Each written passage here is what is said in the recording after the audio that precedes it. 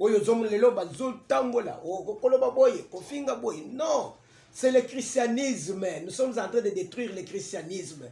Le diable est en train de nous déstabiliser. To sambela, to simba na mutumoko, to soutenaka biso na biso. Le Seigneur va nous assister. Vous croyez que Nzamba koteka mutu, musala munene mutu asali Nzambete banda bomwana ye pendant combien d'années? Mais pour une petite gaffe Nzamba koteka mutu wana.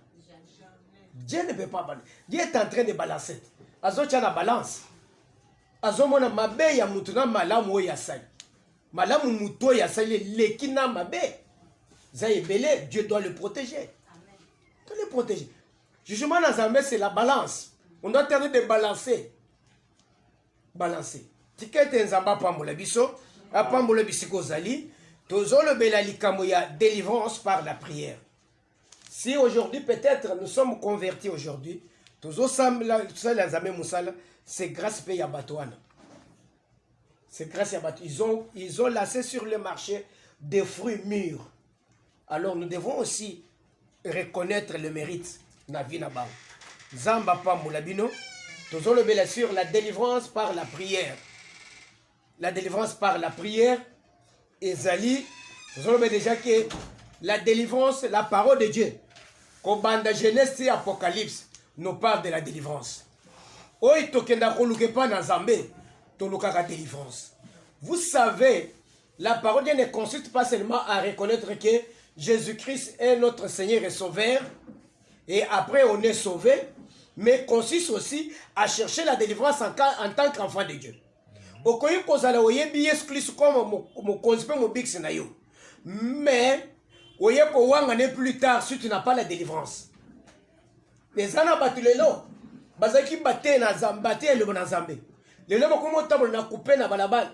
Bazokota na baba, bazomela masanga. Ils sont des commerçants, bazo ngutu ko sambela te. Bazo pekisa basi na bango ba yakata na prière. Mais c'était les gens qui nous avaient convertis. Oye ba mema ki biso na conversion. Baza bato baté ki biso parole de Dieu. Oye ba loba ki te soko yebi Yesu te okobi ki samate. Mais aujourd'hui, ils sont foutus. Pourquoi? Parce que ayeba ki Yesu. Ayeba ki makamu na Nzambe. Maluka ki délivrance. Cherchez la délivrance. Même un serviteur de Dieu, il a besoin de la délivrance. Même un pasteur, il a besoin de la délivrance. Zambé a sungio a pesio don, a pesio likam.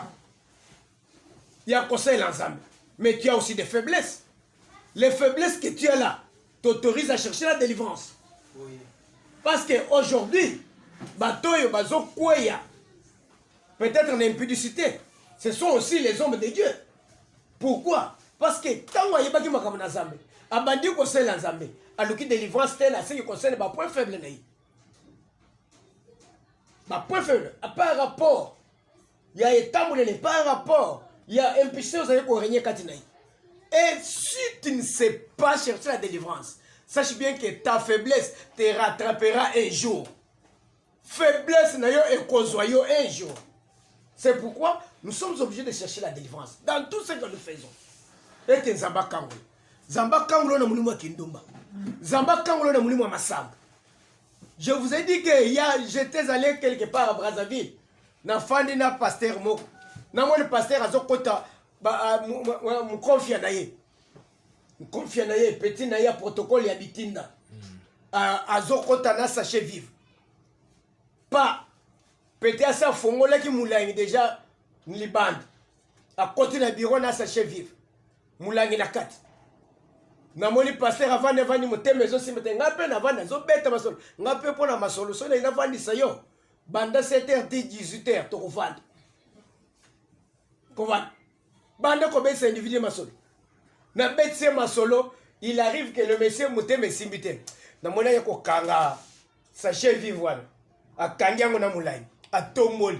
Atiena muno. Oui, amelki akati azongis. Atiena se. Nabi pasteur, wana ozomel nakati ya sachet vezani. Oh, ezaki se moroïde.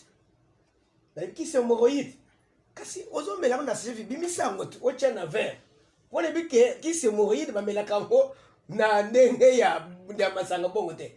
bachaka na verre eza na dose ya ezaka na dose te ote eza na dose te mais bimise mulai ote balobi ekoko mona moi te ifo eza na kati ya sachet vivre nabi papa ozokosa ngai kokosa ngai te ngai nayoki sola masanga te ntango beno wana sola masanga epasai o père na ngai ofandaki mi adimbisa ngai koloba te posa na faumi mikolo ebele nayoki posa na oyoki posa nango mais soki ozala na posa ya biloko oyo tikala na makambo na Nzambe.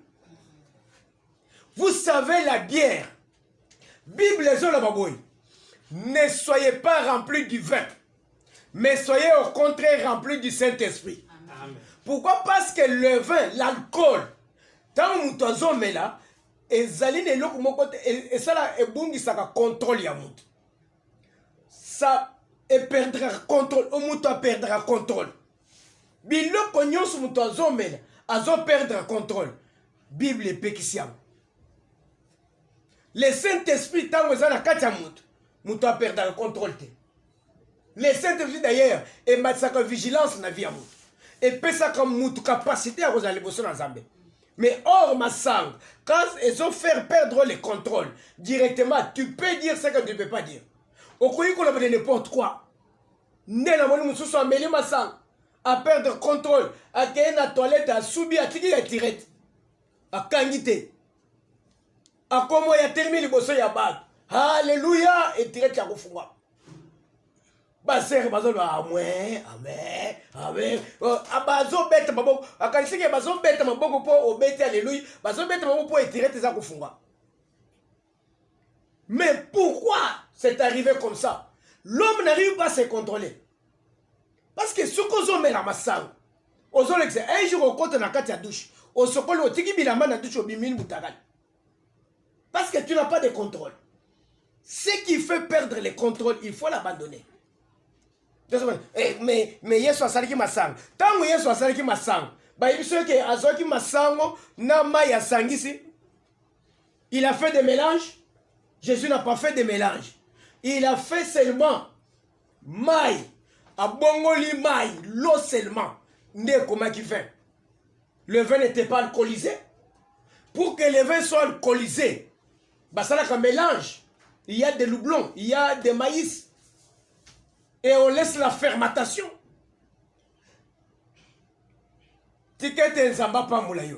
Saint-Esprit est songayo.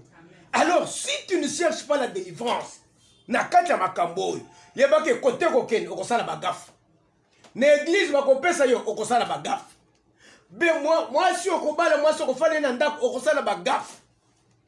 Pourquoi? Parce que tu n'as pas eu la délivrance dans un domaine ou dans un autre. Aujourd'hui, ce sont les églises qui sont en train de souffrir. Tu es en train de souffrir, c'est parce que Moussa et Nanzamo, ils ont comme église, ils ont délivré. Moussa a une puissance de sorcellerie, il y a un banda bon moine. Il y a un pasteur titulaire, il dit que Moutoua Zakandoki. Mais parce que, à ce pélicio, à Zana taille bien, à l'attaque bien, à Salakazaka présentable, au PC église. Makendo koloka bandit. Koloka bandit. A qu'on posséder bandit. Est-ce qu'on a cherché la délivrance sur la sorcellerie de cet homme? Aujourd'hui, la plupart, il y a Moussa Nanza, ils ne sont pas délivrés. Un problème à délivrance. Il y a un ton le bela. On ira. Que le Seigneur nous aide. Sur le thème de la délivrance ici, Tokyo Kokenabinoti, une année. Mais pour ça, mais pour ça,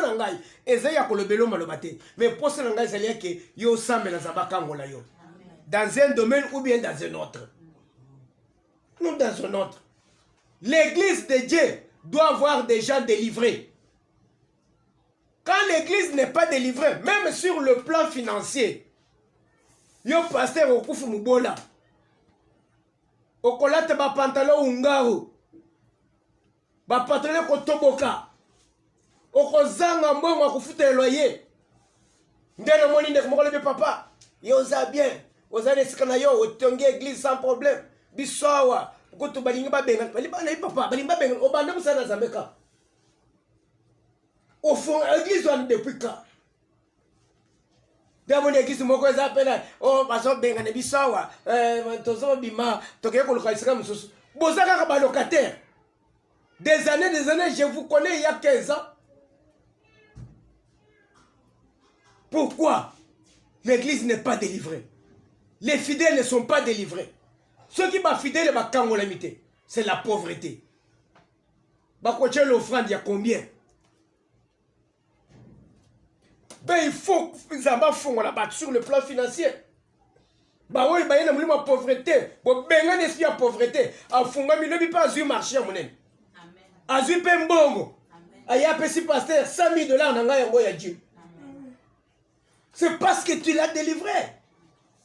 Mais ce qu'on s'est dit, on va nous faire 500 francs, 1000 francs. On s'en a donné. Qu'on n'a pas moulayo. Nous tous, on a besoin de la délivrance. Pour dire quoi? Nous tous, nous avons besoin de la délivrance. D'un point ou d'un autre point, nous avons besoin de la délivrance. Quand on battait que Etelingate, Etelio, Etelipengai. Moi aussi, je cherche la délivrance en faisant l'œuvre de Dieu. Et toi aussi, tu dois chercher la délivrance. Pour ma famille, autouti, oui, ma kambo salamité. Ba classe bisiko tanga, oui, ma kambo salamate. Ba église bolekana, oui, ma kambo salamate. Ndeto lobeli, toza sur la délivrance des esprits. La délivrance des esprits, ndeto yeko komana na imposition de main. Tu dois chercher la délivrance sur certaines impositions de main. Bachela yo. Ezana maboko musu bacheli mutu. Yo kanseko bacheli maboko nzoka nde bachelo libanga na mutu. Mutu est comme un kilo. Makamono est comme un kilo. Il n'y a rien qui avance. Il n'y a rien qui... Oh, ils ont fonctionné. Oh, ils ont tourné. Benga maman place ces alliés. Alors, c'est ce qui fait que dans la vie, tu dois faire attention. Tu dois faire attention. Ma boko imposition de main. Par imposition de main, bakoki ko renverser yo pour toujours. Bakoki ko retirer oyo étoile na yo pour toujours. O tikali tapi. Tikali tapi. C'est pourquoi nous osenga ozana bokebi. Olanda biso avec bokebi. Nzamba na biso kangola yo. Le Dieu que nous prions, il est capable. Yakobi misayo nakati ya libulo bakotisaki yo. Amen. Je vais aller beaucoup plus vite. 2 Timothée, chapitre 1, verset 6. Nous avons imposition de main. 2 Timothée, chapitre 1, verset 6. 2 Timothée, chapitre 1, verset 6, nous lisons au nom de Jésus. Amen. C'est pourquoi je t'exhorte à réanimer les dons de Dieu. Yalibete, Paul ndi azobisa Timothée. Alibete, yangonde nazo lendisa yo. Ya ko réanimer les dons de Dieu. C'est-à-dire kopelisa. Kopelisa likabo na Nzambe, wa ezali kati na yo. Que tu as reçu par l'imposition des mains. Oyo zui likabwana zoki nani nanzeli nanzele ya maboko oyo bachela kiyo. Amen. Amen. L'imposition des mains. Imposition des mains. C'est-à-dire on a imposé les mains à Timothée pour avoir les dons. Likabo oya kosala na Nzambe musala. Oya zalaki nango. Les dons de sagesse se méritent par imposition de main.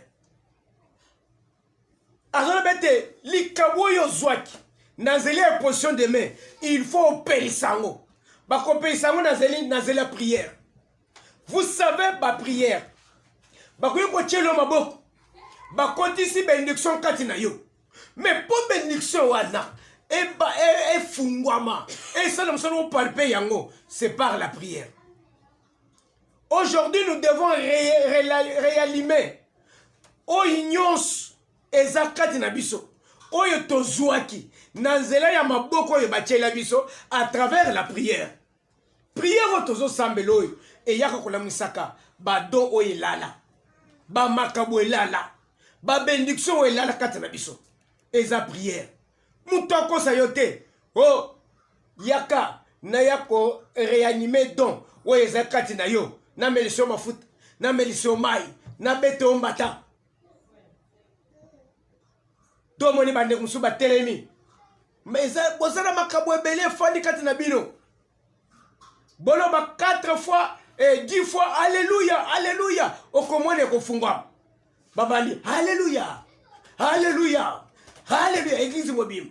Alléluia. Bakomi na 10 fois. Efungwa mie. Eza lukuta. Eza lukuta. Eza ba spectacle. Ba spectacle. Oyo bandi musu balingaka. Ozomona azokende l'église. Azokende spectacle. Akende kotanga ba psom. Afukami. Abeti mutu na sa tomboli. Abeti mutu na sa tomboli. Ti pendant 40 000 fois. Azozon. Ozonyo comme pourquoi? Ce que nous avons fait gymnastique, nous avons fait la basse gymnastique, nous avons fait la gymnastique. Mais gymnastique, nous avons fait la makasite. Parce que nous pourquoi? Ou bien na tongo makasi. Il y a yozo sa na moi makasi ya musalini. Ticket nzamba sunga yo. Les dons que tu as, ça doit être réanimé et copé là à travers ma prière. Tikete ba prière na yo e fungo na makabu nyonso ekangami na vi na yo. Amen. Mutoko sote peso offrande na fungo na likabu lukuta. Paul a senga ki offrande de pas Timothée. Pesa ngo offrande po na fungo na likabu sa katele ba ndeko sa. Offrande ezali ezape na tana yango. L'église a besoin des offrandes. Mais les dons n'ont pas besoin d'offrandes. Les dons pote et fungwama. Makabu pote et fungwama. Il faut la prière. Pour ma bénédiction et mouté fungwama, il faut la prière. Quand tu pries beaucoup, ozo senge pa na zambe, zamba ko fungo la vinayi. C'est pourquoi nazo lingete bande kunyons totika ba cérémonie tozonga na prière. Totika ko baluka tozonga na prière. Tika ko milelela zonga na prière. À travers la prière, on va retrouver ce que nous avons perdu. On va retrouver Oye Fanda. Likabula yo. Ou bien bénédiction na yo. Et koki kola la kati na yo. Maboko ye bazo tchela yo. Et koki kola sa bénédiction na yo. Et koki ko sala ko capturer ko zo en captivité ta bénédiction. Mais ceux qui ba tchelo maboko. Yango ezipani.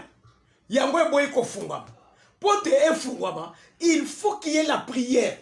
Une prière qui va permettre à tel point que oyo ba zimbisek, onyoso ba etufaki esanini fungama.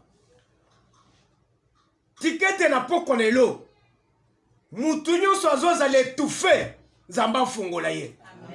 Onyoso ba etufaki na nzoto na yo. Ba etufaka na vi na yo zamba fungola yango. Ezana batu batambuli bipana bipai. Batambuli na ba église ndenge na ndenge. Bakutana na ba apôtre na ndenge na ndenge. Ba etufa grâce na bango. Ba etufa bénédiction na bango. Et tout ce qui est étouffé en toi, nzamba fungola yango. Amen. Ozolela, vi na ngesa ki bote. Na sey ko so bambongo, na sey ko so boy, na sey ki boy, na sey lelo ko bote. On a étouffé ça. Ndeo moni Paul a zone Timothée que est-ce que tu peux réanimer les dons qu'il y a en toi? Est-ce qu'on peut réanimer la bénédiction qu'il y a en toi? Ou par la prière? Les dons là, tu l'as reçu par imposition de main. C'est-à-dire que dans une imposition de main, mutoko ko yamba bénédiction. Pe dans une imposition de main, bakoyi ko benda nyonso za na vie ya moto. Amen. Il y a de ces gens-là qui posent des mains comme étant baïement. Mloboko ya mutu mabe eza lokola emana mutu ya mutu. Tango azo tia azo bende nyonso eza na zoto na ye. Mutu azo tika la vide. Denge ba tiele Timothée maboko. Je vous dis que l'imposition de main, c'est la parole de Dieu. Mais ndenge ba tchele Timothée maboko à recevoir don. Ndenge pe ba ko tchele mutu loboko à la place que à recevoir don ba bendi nyonso zakati na ye. Ba bendi mbongo kati na ye. Ba bendi libala. On récupère les tout. Mais nazo sambela ndeko moko lobi awo. Nazo sambele la pokwa nazo sambele lobi. Yoka demo kati nazo bi alibi ah. Nana pression autorité, autorisation, il y a côté imposition de main. Ou éviter que dans une imposition de main, na benda béton ya batebele. Na benda bosu ya batebele. Na récupérer biloko na bangonyos. Si les lots ont moins de vie na bangozo comme passe, ils ont des difficultés pour pas se retrouver. Mais na benda on va partir imposition de main.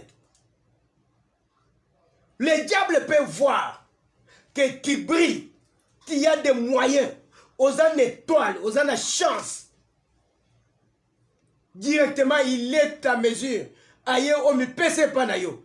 Nazele une potion de main. A tirer le bok. A récupérer nyon ce zakati na yo. Le bok na yo comme le kolema. Ezo benda. Nyon ce zana zoto na yo. Ndele lo batebele. Batika bambongo na ba église. Batika bambongo na maboko ya batu. Batika richesse na maboko ya batu. Que vous avez reçu par imposition de main. Bacheli le bob à Zudon. Ndeko moko. Azana mwana na l'hôpital. Mwana zo bel. Alibi ok. Tolu comme ça il ensemble. Baloki pasteur alibi nazana tante. Nazo tinda serviteur de Dieu. Aya ko sambe. Bande serviteur de Dieu aye. Acheli kaka mwana loboko a sambe. Abimi mwana kofi. Il y a des gens qui marchent avec l'esprit de mort dans leurs mains. C'est-à-dire, ce lobo directement à petit passage. Nabitumba ya famille ou ezolanda yo. Ya monezo mone mutu alala loti. Azana kati église. Bandoki ya famille balandi ba yekoloke na kati église. Azoke no combattre monsieur pasteur azokim. Azopesa mukobwe po ba mona yi. Papa, nazo bata babangwana bazo mona ngai. Agete lingai te. Pour dire quoi? Cet homme-là, il n'est pas là pour protéger, mais il est là pour la confondre la porte. Na bandoko yo kima na famille bazoyo. La plupart des gens bando qui a famille balandaka bango bazo bango na famille te mais bazo na bango na kati église ya ko des hommes na liwa batebele bazo ko na kati église mbongo ezo na kati église. Pourquoi? Parce que le pasteur, les serviteurs de Dieu wazo landela ye, il facilite les ponts entre lui et la famille, entre lui et les sorciers de la famille. À partir de quoi? Imposition de main. Nayebi, il y a certains serviteurs de Dieu. Ceux qui osent obéir, c'est moi, ne kobenga yete. Osent obéir, kobenga yete. Ceux qui ont les chez le bok, malade s'aggraver. Nous, les hommes de Dieu, nous sommes là pour semer la paix. Car l'évangile que nous avons reçu, c'est l'évangile de la paix. Il faut bisika aux les canards. Tu vas sentir que l'homme de Dieu était dans cette maison. C'est-à-dire, au leki au sambeli mout ala li pongi bien. Kimi ezongi na katanda. Parce que vous apportez les dieux de paix. Quand on apporte Jésus-Christ, on apporte la paix. Il a dit que je suis la paix. Il est la paix. Il nous a laissé la paix. C'est-à-dire que soyez dans la paix. La paix doit revenir dans ta santé. La paix doit revenir dans ta maison. Dans tes commerces. Quel est cet homme de Dieu? Aya sambeli le magasin. Nabutu ba yeba piller magasin ba yibi. Ba koti ba yibi boutique mobimba. Papa. Omoni tango yeko sambeli wana. Bokei Nabutu. Nala mokana to ba buki ba kadena ba récupérer biloko nyos. Oh, oyebi biloko yaka ba biloko soki ko bunga. ezali pona kosunga vie ya mutu. Je crois que loko le bungi c'est que esprit de mort elinge boma yo nde bebisi bungisi biloko okufa leso te kaka sikoyo nakufa te bayebi biloko nyonso nakolia ndeni te. Nous ne sommes pas là pour perdre. Tokobungisa biloko te. Bazoyebisa Moïse bima kene bokende kosela nzambe mais basi na bino na bana na bibwe bazotikana. Moïse alobi nini? Nous partirons avec nos femmes et nos enfants et avec nos biens ata tonga moko ekotikala te po te toyebi te kote tokokende eloko oyo nzambe akosenga po tosalela ye tobonzela ye. C'est-à-dire, nous les hommes de Dieu, nous avons l'obligation, le devoir, yako gagner, na batu, na biloko. Et ça t'est au sambeli mouto à perdre, biloko, comme ça zambé, biloko n'est qu'il y a à ta place. Non, c'est faux et archi faux. Biloko na batu, et ça y a biso ecclésia. Il faut pas en asalo boko na ça. On a imposé la main, il a eu les dons. Mais toi, on t'a imposé la main, tu as eu quoi? Liwe belé zokota à travers imposition des mains. Bitumbe belé à famille et kota à travers imposition des mains. Ba tchele loboko, ba facilité pont entre Moutouane. A Moutouane a tikali pont. C'est-à-dire qu'ils ont fongolé là. Na tete bitumba oye koye kozoyote ezoyo.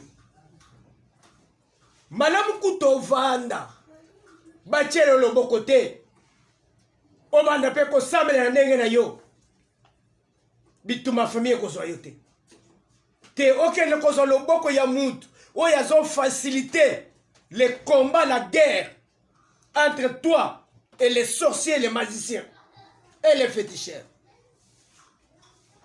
Moussa yi na Nzambe osambeli mutu malade et s'aggrave. Otieli mutu lobo malade et s'aggrave. Osambeli mutu mutu atikali kokufa. Tu es quel homme de Dieu? Tikete Nzamba songa yo. C'est-à-dire ne tozo sambeli boye. Tozo teyawa ezali pour comprendre l'imposition des mains. La plupart imposition des mains bazo tchela biso. Ezali Nzamba za na katite. Bazo benda oyo eza kati na biso. Je vous dis, l'imposition des mains amène le changement na vie à moto. Bachelo maboko mbala mbala ozwani. Obika malade sila. C'est pourquoi nous tozo chelo maboko. Alo maloba oyoka oyazo loba kati na monoko. Parce que oko chelo loboko, alebete okufa lelo. Alebia mona monoko te menacer à motem. Abike nazo boma elelo. Avec à la place avec Nzambe kamba mutoy. Azol bana motem Satan kamba mutoy. Mutoy zo chela maboko. Lobama lobana yo ko eloko zolo. Imposition de main peut tuer. La mort bitumba otoza na ngolelo et filtrer continue kata biso. Oh, il est là, bande de kignons, si en famille, ils peuvent nous voir à partir de l'impression de main. Bachel le bok, bafungolinzel. Kolanda ba grimace ya batute. Batebele, peut-être. Bapesi bango ba charge. Pote à travers bango, Satan a profité. Azo place ya kokote. La plupart des gens sont comme ça. Yozo kansike yazu pouvoir ya kosangisa ba azana zabete Satan pe azana droit pe ya kosangisa ba boyebite ke Bible les le bete Simon le magicien azaki kosala mi magie azo kamisa ba azo sangisa ba tebele il étonnait même les rois. Étonnait même les rois. Pour dire quoi? Même le diable il est à mesure ya kosangisa ba tebele ko étonner ba. Que le bête j'opère au nom de Jésus-Christ. Or, ce n'est pas Jésus-Christ. Oh, yazom sinamono ko ezele ko mususu. Mo izana motema ezele ko mususu. Ndele la plupart ya bato belé vie na bango za condamné à travers l'imposition des mains. nalingi ete lelo osambela nzambe ete liwa nyonso bakotisa na vi na yo à travers imposition de main nzambe alongola yango tomokende kodeteye eloko moko na moko batiele loboko bitumba emata maladi ekota liwa ekota à la place que don ekota à la place que bénédiction ekota liwa nde ekotaki maladi nde ekotaki lelo bitumba ezolekela yo nasi namoni ndeko moko nazosambelela ye azala problème mari de nuit abambani nani azoloba kati na ye mosali na nzambe oyo amemaki ye na ngomba amemaki ye na ngomba mpo basambelela ye makambo na efungwama azwa libala mosali na nzambe wana na kozwa koluka libala wana nde ye moko abali ye na butu akomi mbali ya butu tozotya maboko yo ozosalili awo abi me nasambelela ye yazala koluka libala me ngai nabali ye par imposition de main on peut te posséder par un mari de nuit ton a possédé yo surtout batu mabe oyo bazosambelela baservite bazosalela bana na nzambe azotouche bapartie intime na ye il te possède facilement et c'est fini otikali mwasi na ya butu pour toujours olati na masque de veillesse elongi baby le mari de lui qui t'a reçu par imposition de main Timothée azwaki les dons par imposition de main. Mais yo azwaki les dons ya mari de lui par imposition de main. Mutuna yo chaka papa sambela. Papa sambela. De la monnaie de komoko, bozana bis na kati ya bis. Muto atei azote le banzambe, OK, atei bien. Bocha offrande. Oya che 500, oya che 200 francs, oya che boy. Mamba moko yeko bimisa $10. Ache, mutei. Banda tongo moni $10 te, mutei mebeti. Fukama ya fukama. Nazo sambelela yo, zamba zozongi sembele. Mama wana keba na boka fukami, achele maboka. Oh. Oyo langa, eza Saint-Esprit pe opo eyeka ko moni $10. Po eza na ba langue eyaka soke moni mbongo. Alors mais on lui toyoki nini yao. Maman telemi na répandre sur place. Oyebi mutachelo maboko. Papa aza mutei.